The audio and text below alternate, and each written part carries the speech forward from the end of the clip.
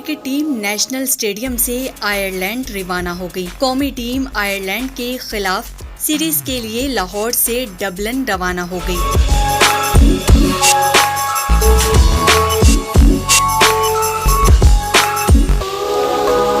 قومی team Ireland اور England کے خلاف T20 سیریز کھیلے گی۔ محمد عامر ویزے کے ایشو کی وجہ سے ٹیم کے ہمراہ نہیں ہیں۔ شاداب خان اور حسن علی آئرلینڈ میں ٹیم کو جوائن کریں گے۔ باقی تمام 15 کھلاڑی ڈبلن روانہ ہونے والوں میں شامل۔ پاکستان ٹیم آئرلینڈ کے خلاف 10 مئی سے 3 T20 میچوں کی سیریز میں ان ایکشن ہوگی۔ آئرلینڈ کے خلاف پہلا میچ 10 مئی، دوسرا 12 مئی اور تیسرا 14 مئی کو شیڈیول ہے۔ آئرلینڈ کے بعد قومی ٹیم انگلینڈ جائے گی، جہاں 4 T20 میچز کھیلے جائیں گے۔ انگلینڈ کے خلاف پاکستان 22 مئی کو پہلا T20 انگلینڈ کے خلاف کھیلے گا، جبکہ دوسرا T20 25 مئی کو کھیلا جائے گا، جس کے بعد 28 اور 30 مئی کو مزید T20 میچ کھیلے جائیں گے۔ ورلڈ کپ کے لیے قومی اسکواڈ کا اعلان 23 مئی کو کیا جائے گا۔ انگلینڈ سیریز کے بعد قومی ٹیم امریکہ